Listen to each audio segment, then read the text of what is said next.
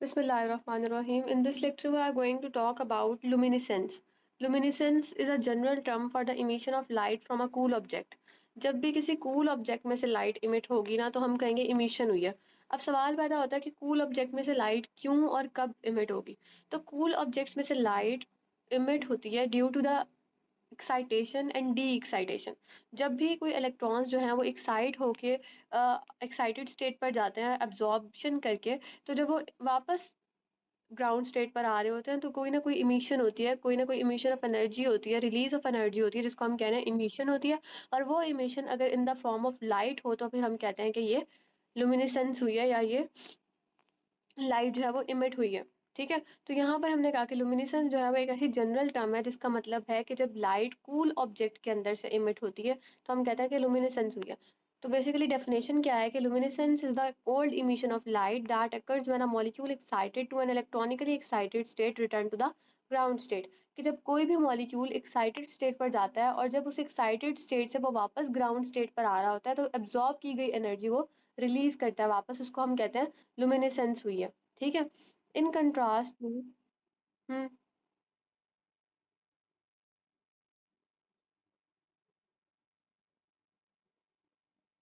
हाँ, एनर्जी जिस फॉर्म में वो एब्जॉर्ब करेगा उसी फॉर्म में वो रिलीज करेगा और उतनी ही अमाउंट में रिलीज करेगा। ठीक है, अगर वहां पर कोलिजन नहीं होगी, क्योंकि हम पढ़ेंगे आगे इसके ना मेथड्स हैं काफी कि किस किस तरह से एनर्जी जो है वो अ, जाया हो जाती है। ठीक है, वो आगे हम पढ़ेंगे। तो अब है इन कंट्रास्ट टू इनकैंडेसेंस। इनकैंडेसेंस और लुमिनेसेंस एक दूसरे के थोड़े से डिफरेंस है। क्या डिफरेंस है, ऑपोजिट भी कह सकते हैं।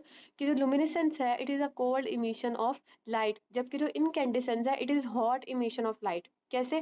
कि जो लुमिनेसेंस है ये एक नॉर्मल मॉलिक्यूल में से होती है, जो कि हम ये नहीं कह रहे हमने उसको हीट किया वो हॉट हो गया उसकी वजह से। या फिर जैसे इनकैंडेसेंस है, इनकैंडेसेंस में क्या होता है कि इमिशन ऑफ लाइट होती है लेकिन हॉट पीस ऑफ मेटल में से। जैसे कि बल्ब की फिलामेंट होती है, बल्ब की फिलामेंट में इलेक्ट्रॉन्स जाते हैं, उसकी वजह से वो जो है वो हीट अप हो जाती है, हीट अप होने की वजह से उसकी वजह से लाइट जो है वो इमर्ज हो रही होती है, इमिट हो रही होती है। ठीक है, इसी तरह से अगर हम बात करें किसी मेटल की, तो जब हम मेटल्स को हीट करते हैं, फॉर एग्जांपल कॉपर वगैरह, अगर हम उनको बहुत हाई टेम्परेचर पे हीट करते हैं तो उनके अंदर हीट होने की वजह से लाइट इमिट होती है। ठीक है, तो उस हीट होने की वजह से जो लाइट इमिट होती है उसको हम कहते हैं इनकैंडेसेंस। ठीक है, लेकिन जो लुमिनेसेंस है वो एक टर्म है for cold emission of light, यानी उसमें इलेक्ट्रॉन्स की एक्साइटेशन की टाइम जो एनर्जी एब्जॉर्ब होती है वो रिलीज होती है डी एक्साइटेशन के टाइम पे, उसकी वजह से जो लाइट प्रोड्यूस होती है उसको हम कहते हैं लुमिनेसेंस। ठीक है, तो ये हो गया। अब है कि काफी सारे एग्जांपल्स हैं लुमिनेसेंस की। मोस्टली तीन कैटेगरीज हैं जिनको हम डिस्कस करते हैं। वो तीन क्या है? पहली है फोटोलुमिनेसेंस, दूसरी है रेडियोलुमिनेसेंस और तीसरी है कैमिलुमिनेसेंस। फोटोलुमिनेसेंस क्यों होती क्या होती है कि जब डीएक्टिवेशन होती है एक्साइटेशन के बाद। ठीक है, फोटॉन्स की एक्साइटेशन के बाद, यानी कि जब आपने फोटोन एब्जॉर्ब किया उसके बाद एक्साइट हो गए, और जब डी एक्साइटेशन होती है वो होगी फोटोलुमिनेसेंस। ठीक है, deactivation take place after excitation with photons. ठीक है, यानी एनर्जी, लाइट एनर्जी आपने एब्जॉर्ब की थी, एक्साइट हुए थे मॉलिक्यूल्स, और अब डी एक्साइटेशन हो रही है। ठीक है, और डी एक्साइटेशन के टाइम पे भी जो इमिट होगा वो फोटोन्स इमिट होंगे in the form of light, तो हम कहेंगे फोटोलुमिनेसेंस हुई है। सेकंड है हमारे पास रेडियोलुमिनेसेंस। रेडियोलुमिनेसेंस का क्या मतलब है कि ग्राउंड स्टेट मॉलिक्यूल्स एक्साइट होते हैं। ठीक है, कोलिजन्स की वजह से high energy particles, for example कोई मॉलिक्यूल अपनी नॉर्मल स्टेबल स्टेट के ऊपर है, कोई हाई एनर्जी पार्टिकल, कोई हाई एनर्जी मॉलिक्यूल आया और वो उसके साथ टकराया है। ठीक है, तो जब वो टकराया है हाई एनर्जी मॉलिक्यूल, तो जो दूसरा मॉलिक्यूल था, जो हमारा जो ओरिजिनल मॉलिक्यूल था, वो एक्साइट हो गया। ठीक है, तो उसकी एक्साइटेशन जो हुई है उसकी वजह से जो लुमिनेसेंस प्रोड्यूस होगी वो होगी रेडियो लुमिनेसेंस। ठीक है, उसके बाद है केमिलुमिनेसेंस। केमिलुमिनेसेंस जो है बेसिकली ये उन मॉलिक्यूल्स में होती है जब मॉलिक्यूल्स एक्साइट होते हैं ड्यूरिंग द केमिकल रिएक्शन, या हम इसको कह सकते हैं कि केमिकल्स की वजह से जो लुमिनेसेंस प्रोड्यूस होती है उसको हम कहते हैं केमिलुमिनेसेंस। तो तीनों में फर्क क्या आया? फोटो जो है उसमें फोटोन्स का रोल है, केमिलुमिनेसेंस जो है उसमें केमिकल्स या केमिकल रिएक्शन का रोल है, और जो रेडियोलुमिनेसेंस है उसमें हमारे पास बेसिकली कोलिजन का और मॉलिक्यूल्स का रोल है। ठीक है, उसके बाद हमारे पास है करेक्टरिस्टिक्स ऑफ फोटोलुमिनेसेंस, कि भाई करेक्टरिस्टिक्स क्या क्या है। तो पहला है हमारे पास फ्लोरेसेंस। फ्लोरेसेंस जो है ये हम पढ़ेंगे, फ्लोरेसेंस फॉस्फोरेसेंस खास से मतलब ब्रीफली काफी एक्सप्लेनेशंस के साथ पढ़ेंगे। फ्लोरेसेंस क्या होती है? फ्लोरेसेंस जो है short lived with luminescence ending almost immediately. कि फ्लोरेसेंस जो है ये भी लुमिनेसेंस की एक फॉर्म है और ये शॉर्ट लिव्ड होती है, ये बहुत शॉर्ट लिव्ड होती है और ये बहुत जल्दी मतलब फौरन से ही खत्म हो जाती है। ठीक है, एंडिंग ऑलमोस्ट इमीडिएटली कि तकरीबन फौरन ही खत्म हो जाती है। फिर है phosphorescence. Phosphorescence involve change in electron spin and may endure for several seconds. Phosphorescence में क्या होता है कि इलेक्ट्रॉन स्पिन चेंज होता है। ठीक है, यानी कि फॉर एग्जांपल इलेक्ट्रॉन्स जो है वो सिंगलेट स्टेट में है, बल्कि ज़्यादा ही चला जाएंगे आगे, डायग्राम जब तक नहीं देखते तो समझ नहीं आएगी। फिलहाल ये सोचो फास्फोरेसेंस जो है ना, इसमें जब इलेक्ट्रॉन्स एक्साइट होकर ऊपर जाते हैं ना तो अपनी स्पिन को चेंज कर लेते हैं। ठीक है, जब वो स्पिन को चेंज करते हैं अपनी, तो वो कुछ सेकंड्स तक वहां इंड्योर कर सकते हैं।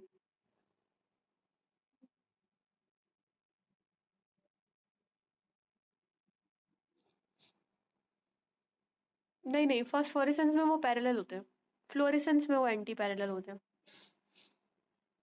ये हम करेंगे आगे जाके ना, ये डिस्कस करेंगे। तो इसमें क्या है कि फास्फोरेसेंस में इलेक्ट्रॉन जब ऊपर जाते हैं एक्साइट होके, तो वो एक्साइटेड स्टेट पर जाके अपनी स्पिन को चेंज कर लेते हैं, जिसकी वजह से वो कुछ सेकंड्स रुक जाते हैं वहां। तो अगर हम कहें कि फ्लोरेसेंस और फास्फोरेसेंस में से कौन ज्यादा ज्यादा टाइम के लिए एक्साइटेड स्टेट पर रहता है, तो फास्फोरेसेंस के अंदर मॉलिक्यूल एक्साइटेड स्टेट पर ज्यादा टाइम के लिए रहता है as compare to fluorescence. Fluorescence की एक्साइटेड स्टेट का टाइम बहुत कम होता है और फास्फोरेसेंस थोड़ा सेकंड्स का होता है, यानी एज कम्पेयर टू फ्लोरेसेंस। अब है कि ज्यादातर केसेस में photoluminescent radiation tend to be at longer wavelength than excitation radiations. इसका क्या मतलब है कि ज्यादातर केसेस में फोटोलुमिनेसेंट रेडिएशन जो है, यानी कि दो तरह की रेडिएशन है, या कह सकते हो दो तरह की अब्जॉर्प्शन है। कि देखो, एक बार एब्जॉर्ब हो रहा है, एक बार रेडिएशन जो है वो एब्जॉर्ब हो रही है जब वो एक्साइटेड स्टेट पर जा रहा है मॉलिक्यूल ग्राउंड स्टेट से, और दूसरी बार जब वो एक्साइटेड से ग्राउंड पे आ रहा है तब रेडिएशन जो है वो इमिट हो रही है। ठीक है, तो दोनों में रेडिएशन की इन्वॉल्वमेंट है। ठीक है, तो लेकिन क्या होगा कि जब मॉलिक्यूल ग्राउंड स्टेट से एक्साइटेड स्टेट पर जाएगा तो उसकी वेवलेंथ छोटी होगी। ठीक है, उसकी इंटेंसिटी ज्यादा होगी, उसके पास एनर्जी ज्यादा होगी। सही है, जब वो एब्जॉर्ब करेगा, वेवलेंथ छोटी होगी, वेवलेंथ शॉर्ट होगी। हाँ देखो ना, मेरी बात सुनो। जब मॉलिक्यूल ग्राउंड स्टेट से, सुनो तो सही, बात तो सुनो। जब मॉलिक्यूल एनर्जी अब्जॉर्ब करेगा ना और ग्राउंड स्टेट से एक्साइटेड स्टेट पर जाएगा, उस टाइम पर उसकी एनर्जी जो है वो ज्यादा होगी, उसकी वेवलेंथ जो है वो कम होगी। सही है, उसकी फ्रिक्वेंसी भी ज्यादा होगी। सही है, उसकी इंटेंसिटी भी ज्यादा होगी क्योंकि उसके पास खासी उसने अब्जॉर्ब की हुई है, उसकी इंटेंसिटी भी ज्यादा है। लेकिन उसकी वेवलेंथ क्या होगी, कम। वेवलेंथ कम होने का मतलब है उसकी इंटेंसिटी ज्यादा है। अब जब वो एक्साइटेड स्टेट से वापस आएगा, यहाँ पर बात हो रही है एक्साइटेड स्टेट से वापस आने की ग्राउंड स्टेट पे। जब वो एक्साइटेड स्टेट से वापस आएगा ना तो उसकी वेवलेंथ बढ़ जाएगी, वेवलेंथ लॉन्गर होगी, एनर्जी कम होगी, इंटेंसिटी भी कम होगी, और उसकी जो फ्रिक्वेंसी है वो भी कम होगी। ठीक है, यही बात जो है ना, ये आगे बहुत बार रिपीट होगी तो तुम्हारा कॉन्सेप्ट पक्का हो जाएगा इस चीज में कि ये क्या है लॉन्गर वेवलेंथ और एनर्जी वगैरह का। आगे है केमी आगे है chemiluminescence. Chemiluminescence is based on an excited species form by a chemical reaction. ठीक है, तो केमिल्यूमिनेसेंस कब होगी, जब एक्साइट हुआ है स्पीशी केमिकल रिएक्शन के दरमियान में। केमिकल रिएक्शन हो रहा है कोई, उसके दरमियान में स्पीशी एक्साइट हो गया और वो फिर एक्साइट हुआ, तो उसकी वजह से जो लुमिनेसेंस प्रोड्यूस होगी उसको हम कहेंगे ये केमिल्यूमिनेसेंस है। ठीक है, अब है टाइप्स ऑफ फ्लोरेसेंस या फॉस्फोरेसेंस। अब टाइप्स क्या है, टाइप्स बेसिकली हम बात कर चुके हैं पहले, अब दोबारा से कर लेते हैं थोड़ी सी। ये थोड़ी सी डिफरेंट चीजें हैं। क्या है, पहले है रेजोनेंस रेडिएशन। रेजोनेंस रेडिएशन क्या है, अब्सॉर्ब रेडिएशन इज री इमिटेड विदाउट अल्टरेशन। इसका क्या मतलब है, इसका यही मतलब है जो मैंने अभी बताया, कि जब ग्राउंड स्टेट से एक्साइटेड स्टेट पे जाना होगा ना मॉलिक्यूल को, तो वो कोई ना कोई रेडिएशन अब्सॉर्ब करेगा। ठीक है, उसने अब्सॉर्ब कर ली, उसने फोटोन, फॉर एग्जांपल उसने फोटोन अब्सॉर्ब कर लिया। अब जब वो एक्साइटेड स्टेट से वापस ग्राउंड स्टेट पे आ रहा होगा, जब वो डी एक्साइट हो रहा होगा, डी एक्टिवेट हो रहा होगा, तो वो वही फोटोन्स जो उसने पहले अब्सॉर्ब किए थे वो वही उनको रिलीज करेगा। ठीक है, वही इमिट करेगा। तो यानी कि कोई अल्टरेशन नहीं आई, कोई चेंज नहीं होगा, जितनी रेडिएशन, जितना फोटोन उसने ऑब्जॉर्ब किया था वही का वही सारा वो रिलीज करेगा जब वो वापस आएगा। ठीक है, तो इसको हमने कहा रेजोनेंस रेडिएशन। फ्लोरेसेंस की बात हुई। अब हमने कहा कि मोर ऑफन, कि ज्यादा अक्सर ऐसा होता है कि molecular fluorescence occurs as band centred at wavelength longer than resonance line. अब इसका क्या मतलब है, इसका मतलब है कि देखो, ज्यादातर ऐसे होता है कि मॉलिक्यूलर फ्लोरेसेंस जो है, अब हम पहले बात करते हैं इलेक्ट्रॉन्स की, अगर हम एक एक इलेक्ट्रॉन की बात करें तो वो जाहिर है बैंड्स में तो नहीं आएगी, वो तो एक एक लाइन आएगी, स्पेक्ट्रल लाइंस आएंगी, इस तरह से होगा। लेकिन अगर हम बात करें मॉलिक्यूलर फ्लोरेसेंस के ग्राफ की, तो यकीनन एक बैंड आएगा, क्योंकि एक पूरा मॉलिक्यूल इन्वॉल्व है, उस पूरे मॉलिक्यूल में पता नहीं कितने सारे इलेक्ट्रॉन्स हों, और उन सब इलेक्ट्रॉन्स की जो एक्टिविटी होगी उसके अकॉर्डिंग बैंड्स आएंगे, ठीक है, ग्राफ में, ठीक है, centred at wavelength longer than resonance line. अब रेजोनेंस लाइन क्या होती है? रेजोनेंस लाइन वो लाइंस होती है, जैसे तुम माइंड में सोचो कि हमने रिएक्टेंट से प्रोडक्ट बनाने हैं, और दरमियान में हमारे पास क्या होती है? Activation energy. तो बेसिकली एक्टिवेशन एनर्जी क्या होती है? एक बैरियर होती है जो रिएक्टेंट्स को प्रोडक्ट्स में नहीं चेंज होने देती, जब तक आपके पास उतनी एनर्जी ना आ जाए जितनी एनर्जी चाहिए रिएक्टेंट को प्रोडक्ट में कन्वर्ट होने के लिए। ऐसे ही है ना? ठीक है। तो इसी तरह रेजोनेंस लाइन को अपने माइंड में रखो कि एक ऐसी स्पेक्ट्रल लाइन है जो तब बनेगी जब इलेक्ट्रॉन जंप करेगा ग्राउंड स्टेट से फर्स्ट एनर्जी लेवल के ऊपर। एक्साइटेड स्टेट का पहला एनर्जी लेवल, उसके ऊपर जब जंप करेगा ना ग्राउंड स्टेट से, या फिर फर्स्ट एनर्जी लेवल से ग्राउंड स्टेट पे जंप करे, तो जो लाइन है, जो बैरियर है दरमियान में, जो एनर्जी चाहिए या जो एनर्जी रिलीज या एब्जॉर्ब होगी, उसको हम कह रहे हैं रेजोनेंस लाइन। ठीक है। और फिर कहा कि it is the longest wavelength line produce by a jump to or from the ground state, कि ग्राउंड स्टेट के ऊपर आना है या फिर ग्राउंड स्टेट के ऊपर से फर्स्ट लेवल पर जाना है, ये सबसे बड़ी वेवलेंथ यही होती है। अब हमने क्यों कहा कि सबसे बड़ी वेवलेंथ यही होती है? क्योंकि देखो कि सबसे ज्यादा वेवलेंथ को ना माइंड में यूं रखो कि सबसे बड़ा जंप, आल्टीट्यूड को माइंड में रखो कि सबसे बड़ा जंप कब लगाना होगा। देखो जो सारे एक्साइटेड स्टेट पर जो सारे एनर्जी लेवल्स हैं वो तकरीबन करीब करीब है, उनमें इतना एनर्जी का फर्क नहीं है, ठीक है। और ग्राउंड स्टेट पर जो एनर्जी लेवल्स हैं, ग्राउंड स्टेट पर जो लेवल्स हैं, वाइब्रेशनल लेवल्स, वो भी सारे करीब करीब हैं, छोटे छोटे। लेकिन ग्राउंड से अगर आपने एक्साइटेड पर जाना है तो यकीनन एक बड़ा गैप है, ऐसे ही है ना? लेकिन अगर आप ग्राउंड से पहले वाले एनर्जी लेवल पे चले जाओ, उसके बाद छोटे-छोटे ऊपर चढ़ते जाओ, तो फिर तो गैप कम है। तो बेसिकली ग्राउंड से एक्साइटेड या एक्साइटेड से ग्राउंड में आने में ज़्यादा गैप है, तो लॉन्गेस्ट वेवलेंथ होगी। ठीक है? समझ आई क्या ये वाली चीज़?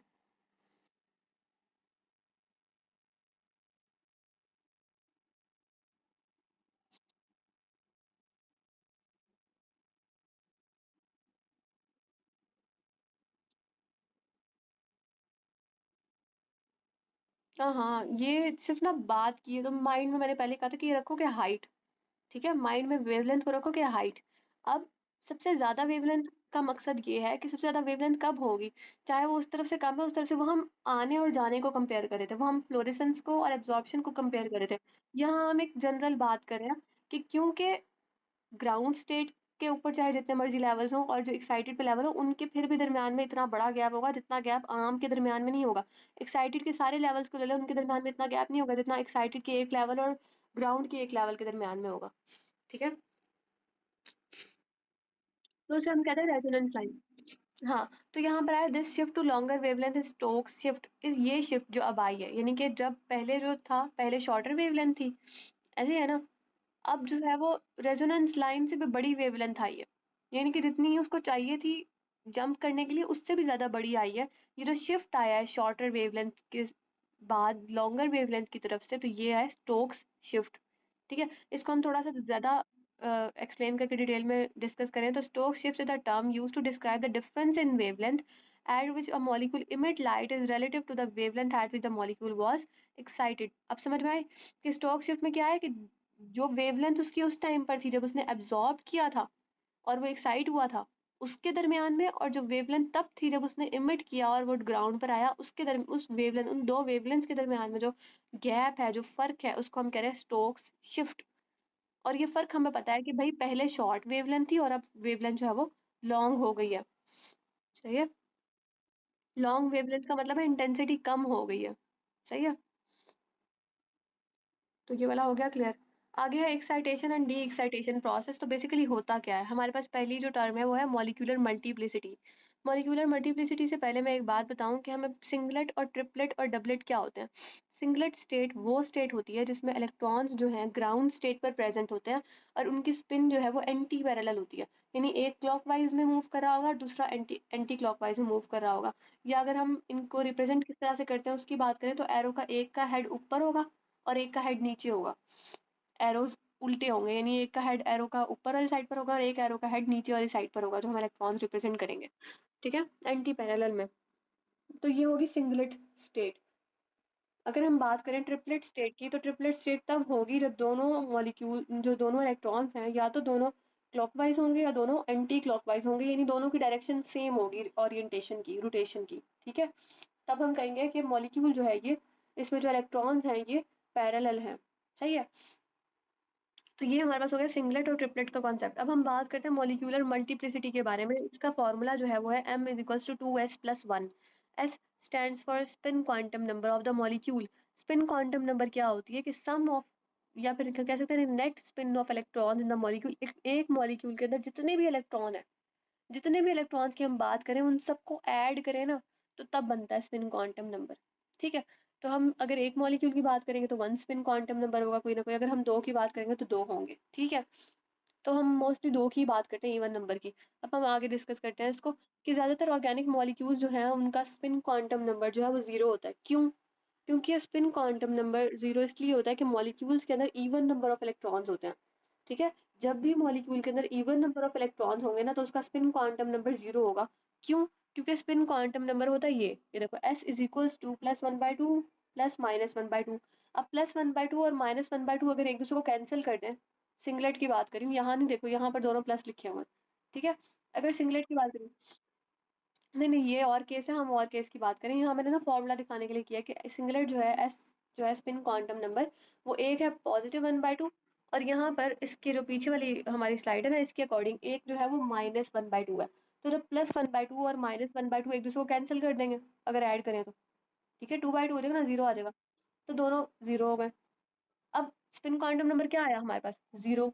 अब जितने भी इवन नंबर्स होंगे वो इसी तरह होंगे, प्लस माइनस, अगर वो सिंगलेट स्टेट पे है, ऐसे ही है ना। तो हम कैसे पता लगेगा सिंगलेट पे या नहीं?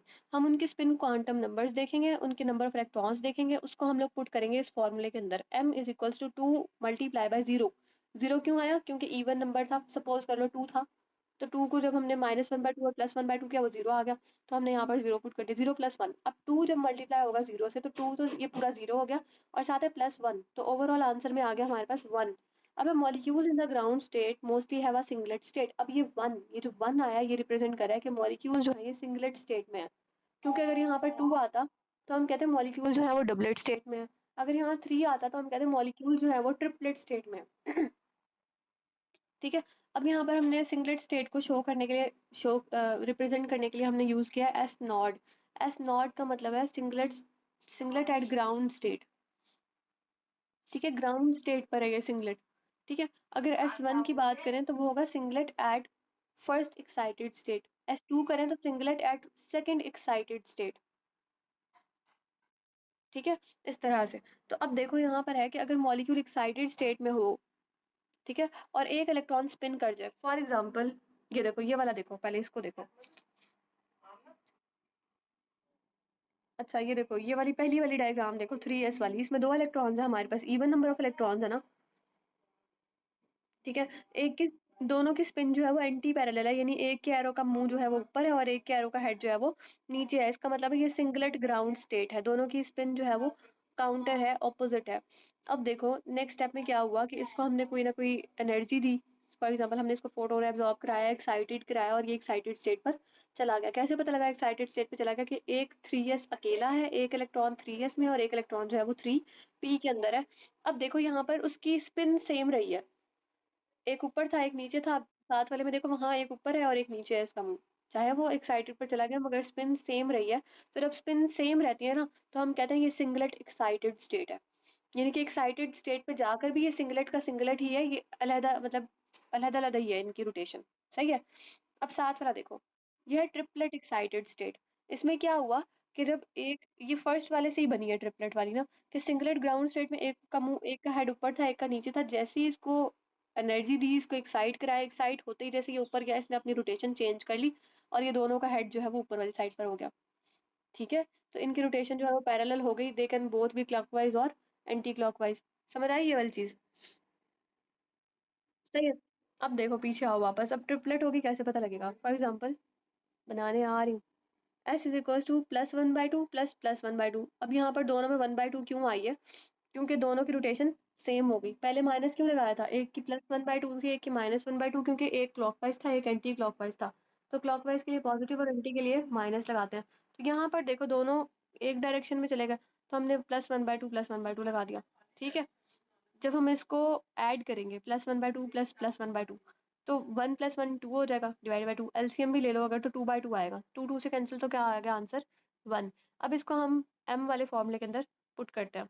जब हमने इसको पुट किया m वाले फॉर्मूले के अंदर, तो 2 × 1 + 1, तो क्या होगा? 2 1 2 + 1 3, तो क्या आ गई 3। 3 से क्या पता लगा? ये ट्रिपलेट स्टेट है, ठीक है।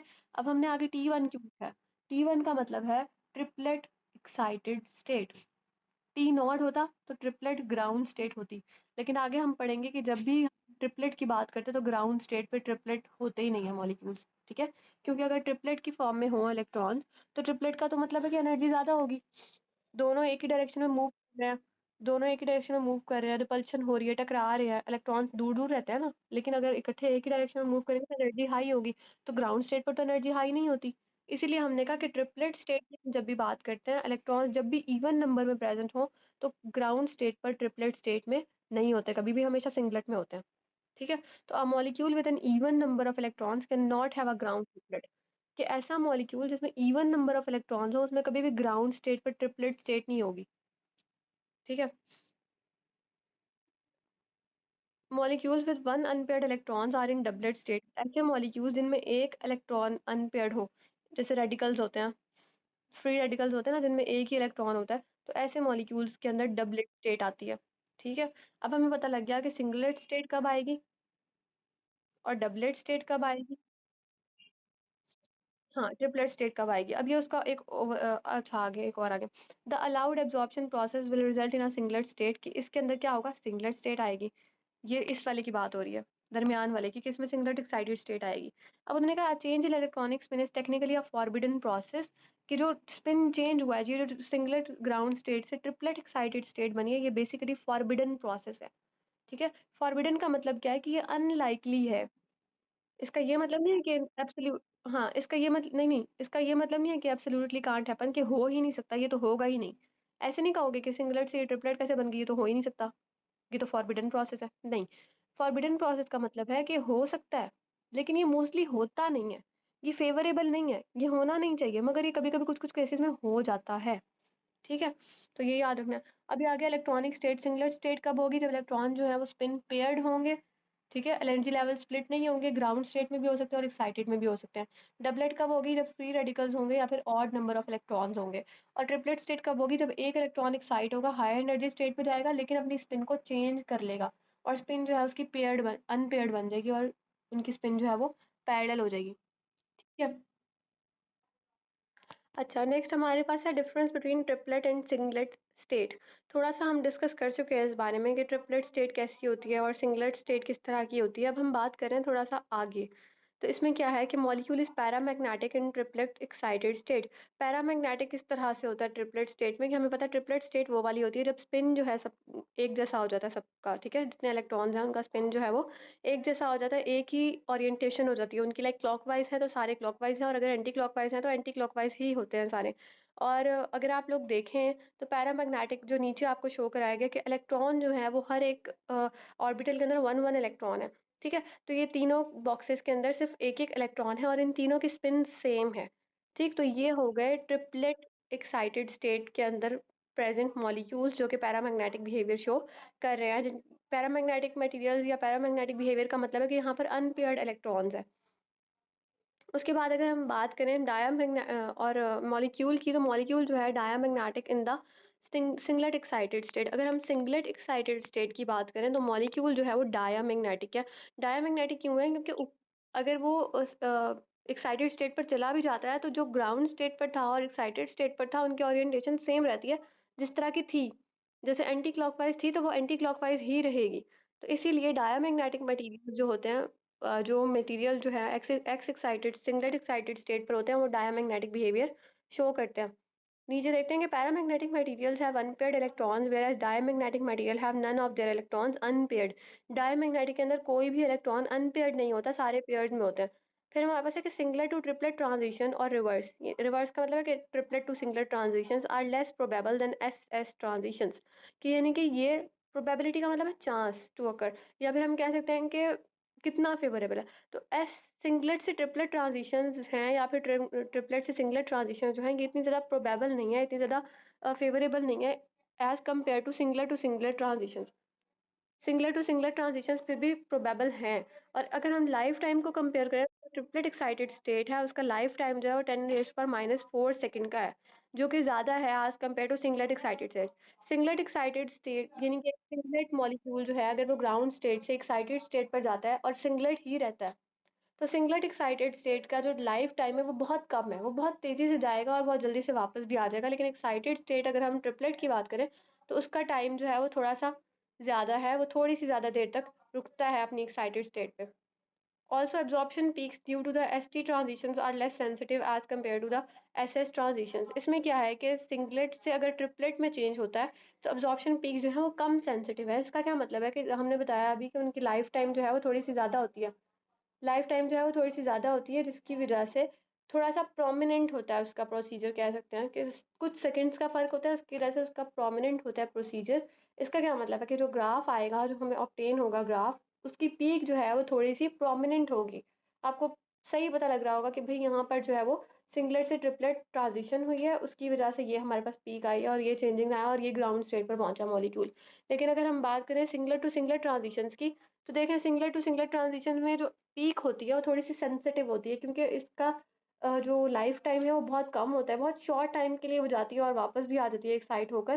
तो इसकी वजह से मॉलिक्यूल में इतनी सेंसिटिव पीक जनरेट होती है, जो कि डिटेक्ट करना बहुत आसान काम नहीं है। फिर है कि when an excited triplet state can be populated from an excited singlet state of certain molecule, a phosphorescence process will be the result. तो ये है कि जब एक्साइटेड ट्रिपलेट स्टेट में से मॉलिक्यूल जो है वो एक्साइटेड सिंगलेट स्टेट पे आता है, तो फास्फोरेसेंस होती है। अब ये हमारे पास आ गई जेवलॉन्स्की डायग्राम। जेवलॉन्स्की डायग्राम बहुत इंपॉर्टेंट है लॉन्ग क्वेश्चन के लिए। इसमें हमारे पास बेसिकली है क्या? इस पूरी डायग्राम में आप लोगों ने शुरू करना है सिंगलेट ग्राउंड स्टेट के साथ। ठीक है? ये जो ब्लू कलर में मार्क हुआ है, ये सिंगलेट ग्राउंड स्टेट पर कोई मॉलिक्यूल है, इसने जाना है ऊपर। अब अगर हमने इसको कोई जो है फोटोन एब्ज़ॉर्ब करवाया या किसी किस्म की कोई एनर्जी प्रोवाइड की, तो ये सिंगलेट ग्राउंड स्टेट से मॉलिक्यूल एक्साइट होकर चला जाएगा सिंगलेट एक्साइटेड स्टेट पर। ठीक है? अब सिंगलेट एक्साइटेड स्टेट्स के बहुत सारे लेवल्स हैं, वो S1 पे भी जा सकता है, S2 पे भी जा सकता है, S3 पे भी जा सकता है एंड सो ऑन, जितने मर्ज़ी उसके लेवल्स बढ़ा लें। अब सपोज़ करें कि S ground state singlet ground state से जो मॉलिक्यूल एक्साइट हुआ है, वो जाके singlet second singlet excited state पर रुका है। ठीक है? यहाँ S2 पे आके मॉलिक्यूल रुक गया। अब नेक्स्ट क्या होगा? अब एक्साइटेशन तो हो गई, अब एब्ज़ॉर्प्शन तो हो गई, ए स्टैंड्स फॉर एब्ज़ॉर्प्शन, यहाँ पर उसने फोटोन एब्ज़ॉर्ब किया, वो ऊपर चला गया। अब डी एक्साइटेशन होनी है, डी एक्टिवेशन होनी है। डी एक्टिवेशन के लिए बहुत सारे इसके पास चॉइसेस हैं, बहुत सारे ऑप्शंस हैं। अब वो क्या ऑप्शंस हैं? पहला ऑप्शन ये है कि S2 पे गया, ये S2 से जो है ना वो S1 पे आ जाए। S2 से अगर ये S1 पे आ जाता है, तो दोनों हैं तो एक्साइटेड स्टेट्स ही, तो ये इसको हम कहेंगे ये हमारे पास हुई है इंटरनल कन्वर्जन। ठीक है? क्योंकि ये सिंगलेट एक्साइटेड स्टेट से फर्स्ट सिंगलेट एक्साइटेड स्टेट पर आया है, तो इसको हम कहेंगे ये हुई है इंटरनल कन्वर्जन। ठीक है? अब नेक्स्ट स्टेप में इसके हाँ।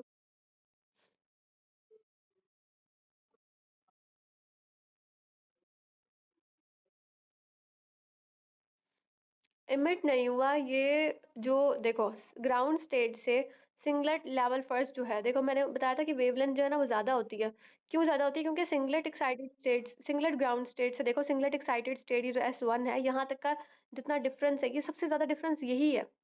उसके बाद S2, S3, S4 करीब-करीब हैं, बहुत ज़्यादा एनर्जी लेवल का डिफरेंस नहीं है। तो बेसिकली S2 से S1 तक एनर्जी लेवल का बहुत डिफरेंस नहीं है, इसलिए यहाँ पर कोई रेडिएशंस अब्ज़ॉर्ब होके नहीं आया, ये ऐसे ही आ गया। ठीक है? इसने यानी कि लेवल चेंज किया, S2 से ये S1 पे आ गया, यहाँ कोई एनर्जी इसने अब्ज़ॉर्ब नहीं की थी। ठीक है? तो इसने लेवल यहाँ पर चेंज किया, ये S2 से S1 पे आया, थोड़ा-सा नीचे आया। तो जब ये नीचे आया, इसको हम कहेंगे यहाँ पर, तुम पहले सुन लो, फिर उसके बाद कोई क्वेश्चन हो तो एंड में करना, ठीक है? मतलब इस डायग्राम के एंड में। तो यहाँ पर हुई है इंटरनल कन्वर्जन। अब नेक्स्ट स्टेप में क्या होगा? नेक्स्ट स्टेप में यहाँ से इसके पास 2 ऑप्शंस हैं।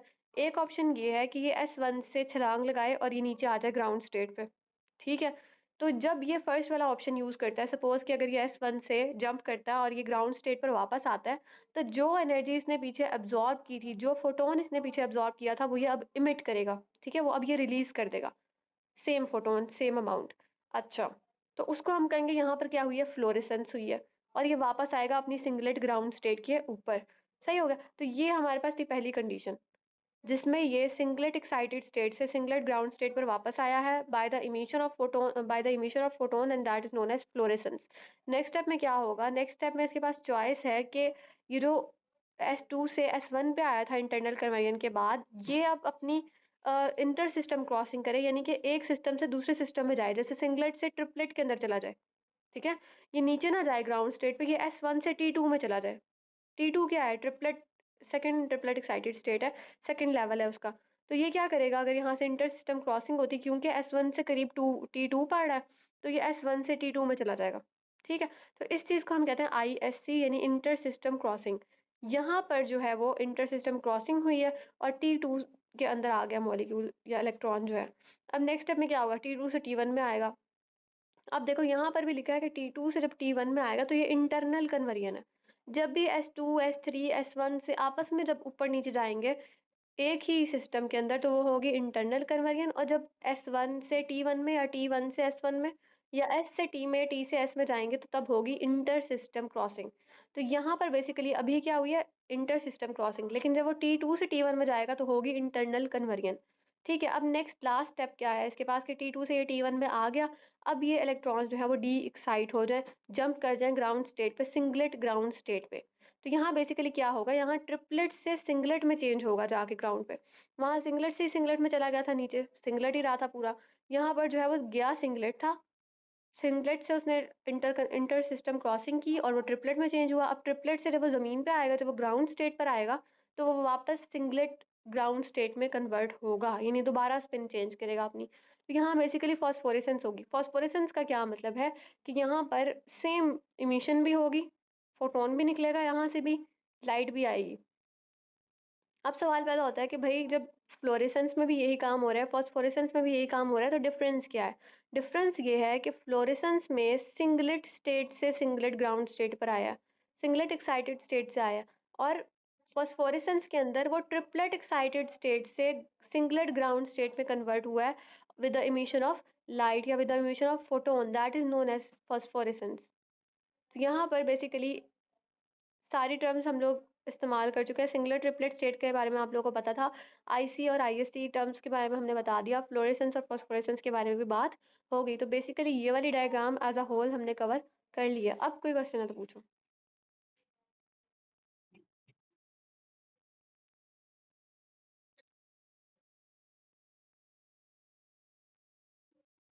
नहीं, नहीं, नहीं, क्योंकि एनर्जी लेवल बहुत कम है। एनर्जी ऑलमोस्ट सेम है। फोटॉन कब इमिट होगा? जब एनर्जी लेवल बढ़ेगा। फोटॉन कब एब्ज़ॉर्ब होगा? जब एनर्जी लेवल बढ़ेगा। ग्राउंड स्टेट से जब वो एक्साइटेड स्टेट पर जाएगा तब वो एब्ज़ॉर्ब करेगा फोटोन, और जब वो एक्साइटेड से वापस ग्राउंड पे आएगा तब वो इमिट करेगा फोटोन, ठीक है? लेकिन S2, S1, S3 ये सारे तो आपस में बहुत करीब-करीब हैं। तो जब एनर्जी का गैप ही नहीं आएगा तो फोटोन कब रिलीज़ होगा? फोटोन नहीं रिलीज़ होगा, ना वो एब्ज़ॉर्ब करेगा और ना यहाँ पर रिलीज़ होगा, ठीक है? तो इसीलिए हम इसको रेडिएशन लेस था आई थिंक सो, इसका नेम रेडिएशन लेस कहते हैं इसको, प्रोसेस, ठीक है?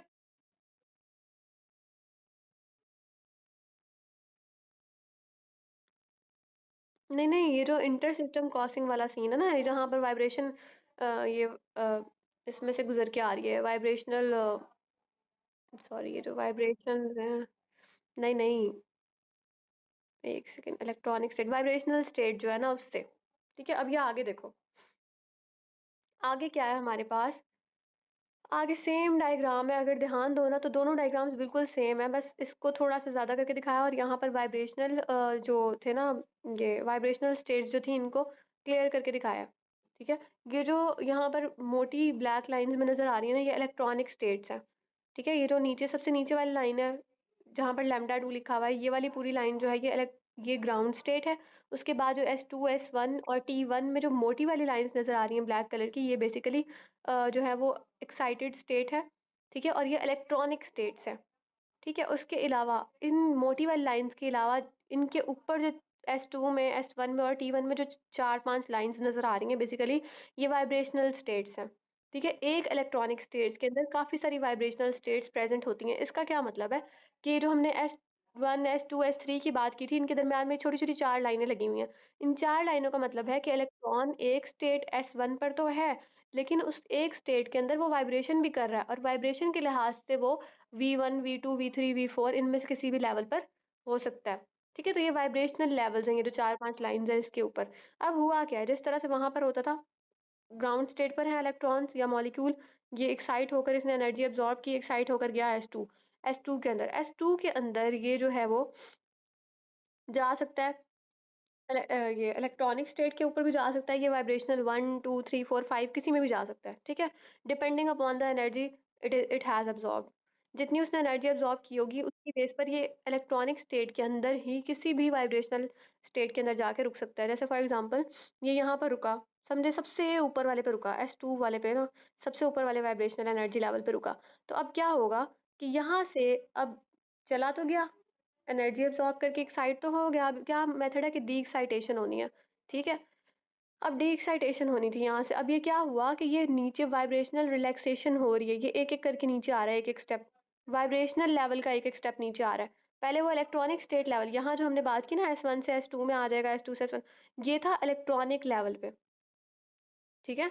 ये था इलेक्ट्रॉनिक लेवल पे, ये हम वाइब्रेशनल लेवल की बात करें तो यहाँ पर हमारे पास है वाइब्रेशनल लेवल पे, ये वाइब्रेशनल लेवल पे नीचे आ रहा है बारी-बारी, स्टेप बाय स्टेप। ये जो छोटे-छोटे एरोज़ हैं ना, ये बता रहे हैं कि ये नीचे आ रहा है। अब जब ये बिल्कुल इलेक्ट्रॉनिक लेवल पे आ गया, ठीक है? अब देखो इसके पास 2 ऑप्शन है। एक तो ये ऑप्शन है, यहीं से छलांग मारे और नीचे चला जाए। ठीक है? लेकिन ये ऐसा नहीं करेगा, और नीचे वाले लेवल पे आएगा जो कि है लेवल S1। अब S1 पे आया है, ठीक है, S1 पे आ गया। S1 पे आया है, इसने अब क्या की इंटरनल कन्वर्जन किया, S1 पे आ गया। अब S1 पे भी ऊपर वाले लेवल पे आया था, ये नीचे वाइब्रेशनल रिलैक्सेशन होंगी, छोटे-छोटे एरोज़ लगे हुए नीचे आएगा, उसके इलेक्ट्रॉनिक फेज़ पे आएगा। आ गया इलेक्ट्रॉनिक फेज़ पे, अब इसके पास 2 ऑप्शंस हैं। एक ये है कि ये डायरेक्ट छलांग लगाए और नीचे आ जाए, और दूसरा ये है कि ये यहाँ से इंटर सिस्टम क्रॉसिंग करे और ट्रिपलेट स्टेट में चेंज हो जाए, अपनी स्पिन चेंज कर ले, ठीक है? अब क्या होगा? अब ये होगा कि यहाँ से या तो फ्लोरेसेंस होगी या फास्फोरेसेंस होगी, वाइब्रेशनल रिलैक्सेशंस तो हो गई। अब अगर इलेक्ट्रॉन से डायरेक्ट नीचे आते हैं, तो क्या होगा? फ्लोरेसेंस होगी, ठीक है? एनर्जी इमिट होगी, लाइट इमिट होगी। लेकिन अगर यहाँ से डायरेक्ट नीचे नहीं आते, तो ये क्या होगा? इंटर सिस्टम क्रॉसिंग होगी, इलेक्ट्रॉन्स जो है वो ट्रांसफर हो जाएँगे दूसरी साइड, अपनी स्पिन चेंज करेंगे, उसके बाद वाइब्रेशनल रिलैक्सेशंस होंगी छोटी-छोटी, और उसके बाद होगी फास्फोरेसेंस, ठीक है? तो ये जो फास्फोरेसेंस है, ये जो डॉटेड लाइन से शो की गई है फास्फोरेसेंस, इसका मतलब है कि यहाँ पर रेडिएशन लेस जो है वो रिलैक्सेशन हो रही है। अब बेसिकली होगा क्या? अब ये यहाँ आ गया, फ्लोरेसेंस और फास्फोरेसेंस के थ्रू ये नीचे आ गया। अब देखो जो ग्राउंड स्टेट है, इसके ऊपर भी डिफरेंट वाइब्रेशनल लेवल्स हैं। यहाँ के ऊपर वाले पे अगर रुकता है तो फिर ये आहिस्ता-आहिस्ता नीचे आएगा, अगर सेकंड वाले पे रुकता है फिर भी नीचे आएगा बाकी। तो बिल्कुल इलेक्ट्रॉनिक स्टेट पे बिल्कुल नीचे वाले लेवल पे ये पहुँच जाएँगे। और ये जो दरमियान में लिखा है कि internal and external conversion, internal conversion तो यही हो गई जो हमने पढ़ी है, ठीक है? कि S2 से S1 में आ गया, और एक्सटर्नल कन्वर्जन यानी कि क्वेंचिंग के बारे में हम आगे जाके पढ़ेंगे बेसिकली कि क्वेंचिंग क्या होती है। ठीक है, तो ये हमारे पास एक और डायग्राम है, ये भी ज़ेबलॉन्स्की डायग्राम की ही है। यहाँ पर देखो, यहाँ पर उन्होंने बात की एस नॉट यानी कि ग्राउंड स्टेट, और एस वन यानी कि एक्साइटेड। सिंगलेट ग्राउंड से सिंगलेट एक्साइटेड में जाने के लिए उसने एचवी एब्जॉर्ब किया है, इसलिए हमने लिखा कि यहाँ पर प्लस एचवी है, ठीक है? इसने लाइट एब्जॉर्ब की। उसके बाद देखो साथ वाला जहाँ पर ऑरेंज लाइन है, वहाँ पर है कि एक्साइटेड स्टेट से वापस आ रहा है सिंगलेट ग्राउंड स्टेट के ऊपर, और यहाँ पर हुई है फ्लोरेसेंस। ठीक है? यानी कि लाइट इमिट किया इसने, यहाँ पर फोटोन जो है वो इमिट किया। उसके बाद इंटरनल कन्वर्जन के बारे में और इंटर सिस्टम क्रॉसिंग के बारे में उन्होंने बताया कि अगर हम इंटरनल कन्वर्जन करवाएँ, तो क्या होगा? ये डायरेक्ट नीचे आ जाएगा। लेकिन अगर हम उसको वहाँ सिंगलेट 1 से ट्रिपलेट पे भेजते हैं, तो ट्रिपलेट के साथ फिर इंटर कन्वेयन होके वो ग्राउंड स्टेट पे आएगा, यानी ट्रिपलेट स्टेट पे आ गया। मैंने बताया ना, ट्रिपलेट पे भी अगर वो आ जाता है, तब भी वो स्पिन करके सिंगलेट पे पहुँचेगा दोबारा। ठीक है?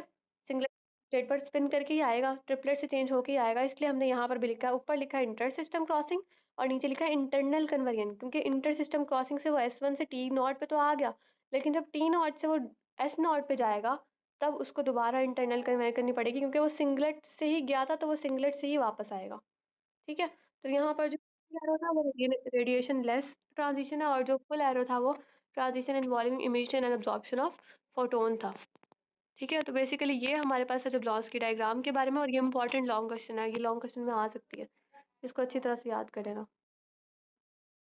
हाँ, डायग्राम कोई भी बना सकते हो, बेसिकली ये पहली 2 जो है ये ज़्यादा बेहतर है, लेकिन इनमें से भी जो दिल करे वो बना सकते हो। ये वाली जो है इसमें वाइब्रेशनल लेवल्स को इतना फ़ोकस नहीं किया गया, लेकिन अगर आपको बताया जाए कि वाइब्रेशनल लेवल्स को ज़्यादा फ़ोकस करना है तो ये वाली डायग्राम हर लिहाज से बेहतर है ये वाली, ठीक है? समझ आ गई? कोई क्वेश्चन तो नहीं है पीछे वाली स्लाइड में से कोई?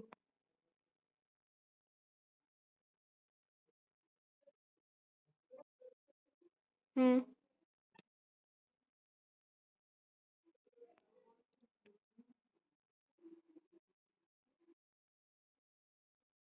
नहीं, नहीं, उसमें ये है, उसमें ऐसे है कि वो मैंने रिकॉर्ड कर दी हैं वीडियोज़। हुँ, चलो